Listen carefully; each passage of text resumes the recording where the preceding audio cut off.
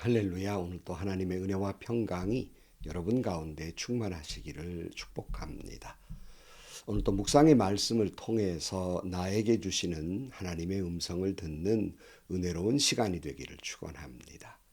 이 시간 하나님께서 우리에게 허락해 주신 말씀은 요한계시록 21장 9절에서 21절 말씀입니다.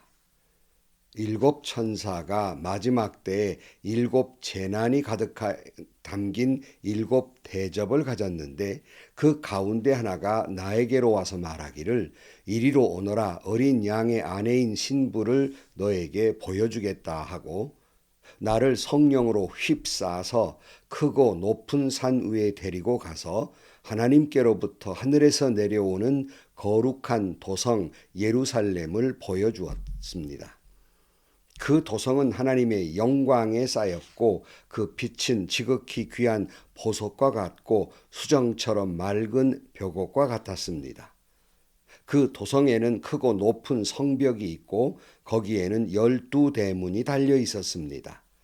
그 12대문에는 12천사가 지키고 있고 이스라엘 자손 12지파의 이름이 적혀 있었습니다. 그 대문은 동쪽에 셋, 북쪽에 셋, 남쪽에 셋, 서쪽에 셋이 있었습니다. 그 도성의 성벽에는 주춧돌이 12개가 있고 그 위에는 어린 양의 12사도의 12 이름이 적혀 있었습니다. 나에게 말하던 그 천사는 그 도성과 그 문들과 성벽을 측량하려고 금으로 된 자막대기를 가지고 있었습니다.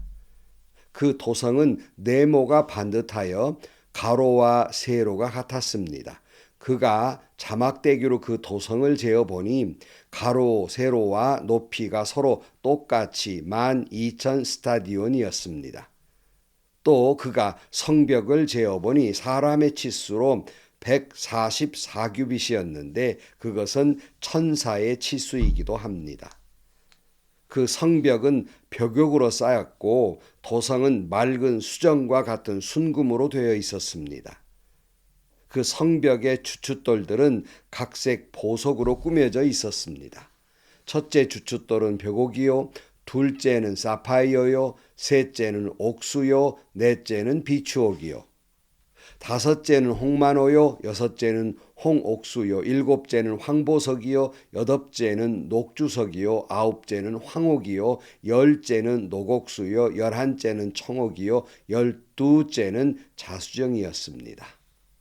또 12대문은 12진주로 되어 있었는데 그 대문들이 각각 진주 한 개로 되어 있었습니다. 도시의 넓은 거리는 맑은 수정과 같고 순금이었습니다. 아멘.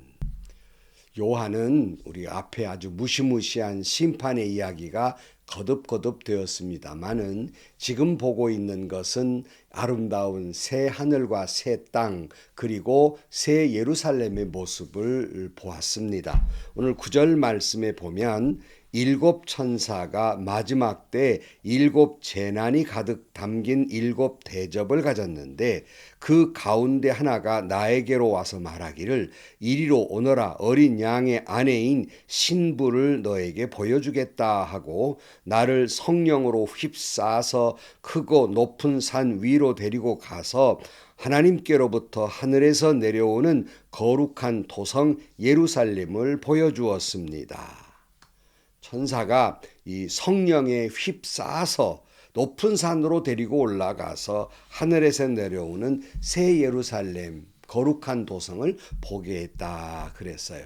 여기 성령에 휩싸여라는 말씀처럼 성도는 성령에 휩싸여 다니는 존재들입니다. 그래서 오래전에 초대교회 교인들을 별명을 붙이기를 걸어다니는 불덩어리들이다 이런 별명을 붙였다고 해요. 세술에 취했다는 말도 있잖아요. 그러니까 늘 성령 충만한 모습 그런 아름다운 모습을 하고 있었습니다. 그러므로 여러분 성령 충만해서 다니는 존재들이 바로 성령이에요.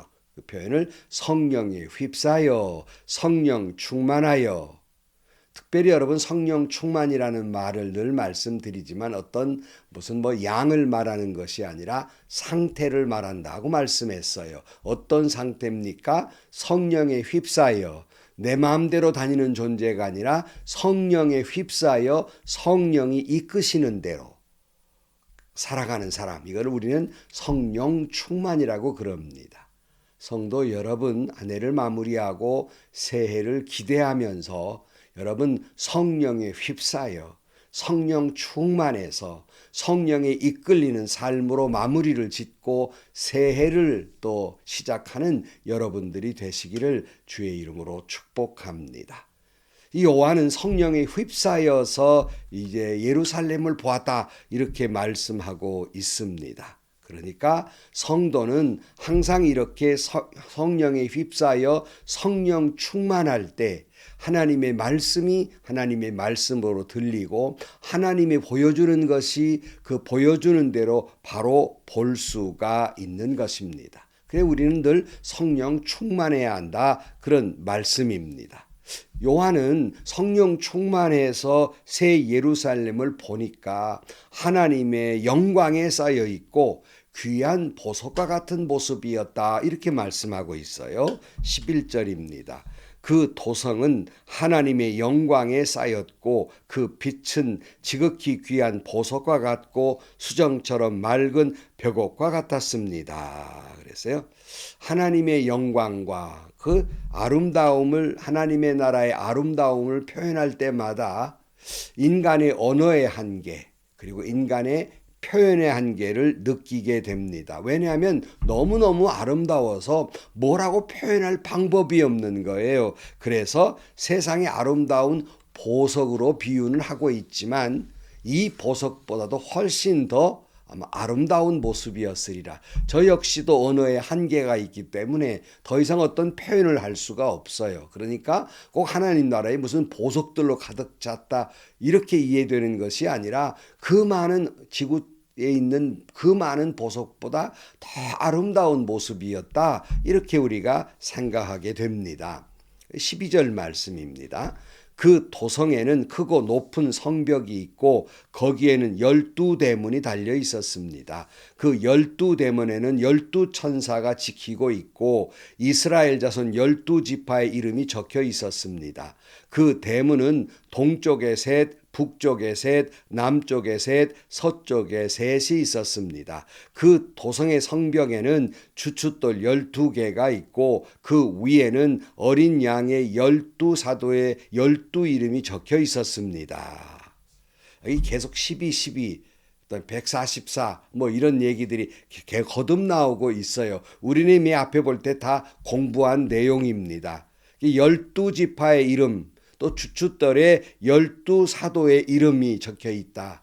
또 이걸 곱하면 또 144 이렇게 우리가 이야기합니다만 다시 말하면 뭐라고 말씀했습니까? 모든 믿음을 지키고 살아온 모든 성도들, 거룩한 성도들을 뜻한다. 이렇게 말씀을 늘 드렸어요. 그러니까 고난과 핍박과 역경 속에서라도 사탄의 그 유혹 속에서도 믿음의 절개를 지키고 거룩한 신부와 같이 거룩한 모습으로 나오는 모든 사람들, 이것을 12지파 12사도의 모습으로 말씀하고 있고 문이 셋이 그것도 12이에요. 그 문이 있었다 하는 건 누구나 다 믿음을 지킨 사람들은 들어오는 도성이다 하는 말씀을 할 수 있겠습니다. 15절입니다. 나에게 말하던 그 천사는 그 도성과 그 문들과 성벽을 측량하려고 금으로 된 자막대기를 가지고 있었습니다. 그 도성은 네모가 반듯하여 가로와 세로가 같았습니다. 그 자막대기로 그 도성을 재어보니 가로와 세로와 높이가 서로 똑같이 12,000 스타디온이었습니다. 또 그가 성벽을 재어보니 사람의 치수로 144 규빗이었는데 그것은 천사의 치수이기도 합니다. 여러 번 말씀드렸지만 여기 오늘 요한계시록에 나오는 10이라는 숫자 또 뭐 14만 4천, 또 뭐 여기 144, 이것이 다 모든 성도들을 뜻한다. 많은 사람을 뜻한다는 말씀을 여러 번 했습니다. 이게 숫자가 중요한 것이 아니라 금자로 쟀는데 그 길이의 숫자가 중요한 것이 아니라 가로, 세로, 높이가 똑같았다라는 말씀이에요. 네모 반듯하다, 이런 말씀입니다. 우리가 보통 착한 아이를 볼 때 참 아이 반듯하다 이렇게 말하잖아요. 그러니까 천사가 재어봤을 때 어떤 모자람이나 치우침이나 어떤 잘못된 부분이 없고 반듯했다, 그런 말씀입니다. 성도 여러분은 하나님의 천사가 여러분을 재어볼 때 충족하십니까? 네모 반듯한 거룩한 신부의 모습입니까? 혹여 삐뚤어지거나 대칭이 맞지 않는, 바란스가 맞지 않는 삐뚤린 모습은 아닙니까? 하나님이 저와 여러분을 줄로 재어보실 거예요. 오늘 18절입니다. 그 성벽은 벽옥으로 쌓았고 그 도성은 맑은 수정과 같은 순금으로 되어 있었습니다. 그 성벽의 주춧돌들은 각색 보석으로 꾸며져 있었습니다. 첫째 주춧돌은 벽옥이요, 둘째는 사파이어요, 셋째는 옥수요, 넷째는 비추옥이요, 다섯째는 홍마노요, 여섯째는 홍옥수요, 일곱째는 황보석이요, 여덟째는 녹주석이요, 아홉째는 황옥이요, 열째는 녹수옥이요, 열한째는 청옥이요, 12제는 자수정이었습니다. 또 12대문은 12진주로 되어 있었는데 그 대문들이 각각 진주 한 개로 되어 있었습니다. 도시의 넓은 거리는 맑은 수정과 같은 순금이었습니다.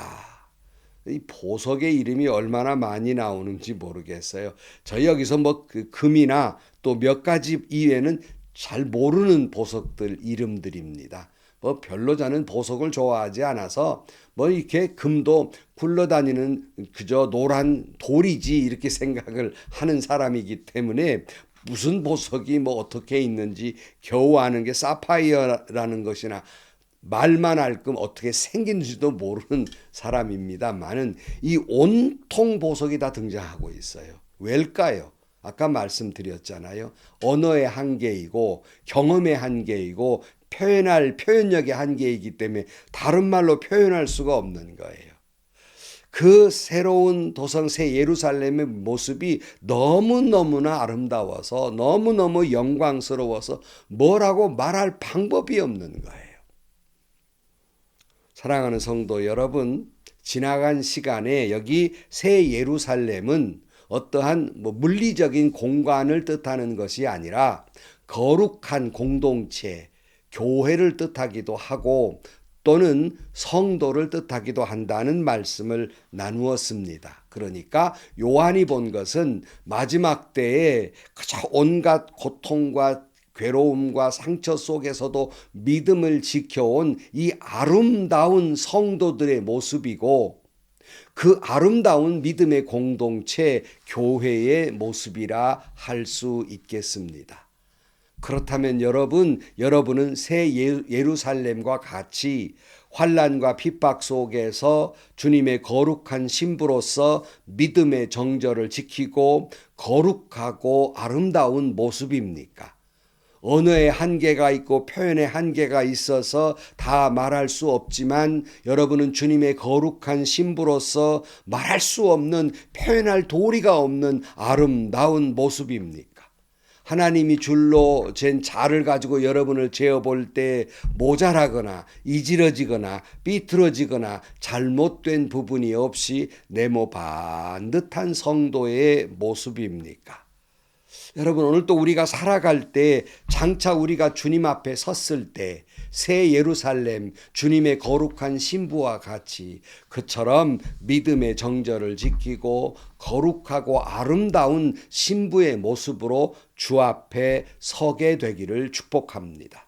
그리고 또한 이 새 예루살렘 도성의 모습처럼 말로 표현할 수 없는 아름다운 믿음의 공동체를 이루어서 그 공동체 안에 들어갈 수 있는 그 꿈을 꾸면서 그렇게 뭐로 표현할 수 없는 아름다운 새 예루살렘에 들어가는 그 소망을 품고 오늘 또 믿음으로 살아가는, 믿음을 지키며 살아가는 거룩하고 아름다운 주님의 신부의 삶이 되시기를 주의 이름으로 간절히 축원합니다.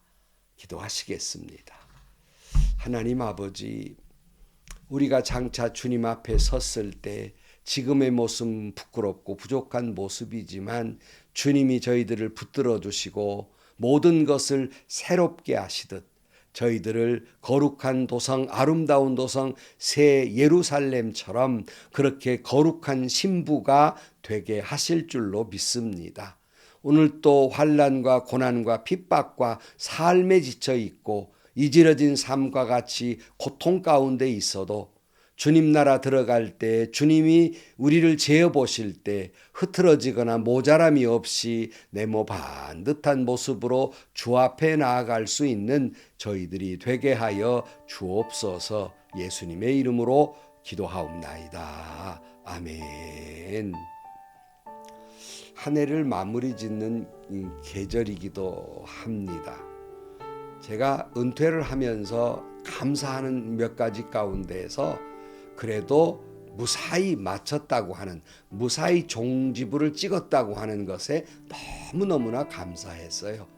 사도 바울처럼 달려갈 길을 무사히 마쳤다. 그 다 하나님의 은혜이거든요. 우리 역시도 마지막 주님 나라에 갔을 때 무사히 믿음의 여정을 마쳐야 되지 않겠습니까? 그리고 주 앞에 갔을 때 추하고 부끄러운 모습으로 가서는 안 되지 않습니까?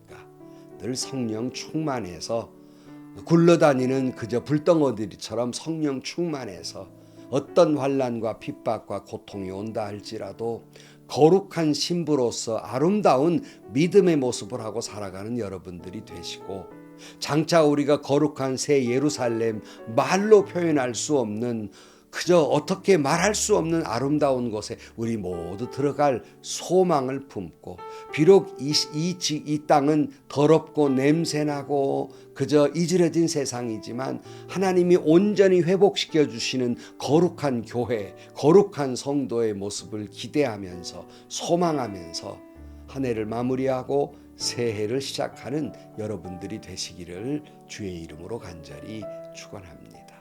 행복하시고요. 좋은 일이 가득한 하루가 되시기를 주님의 이름으로 간절히 축원합니다.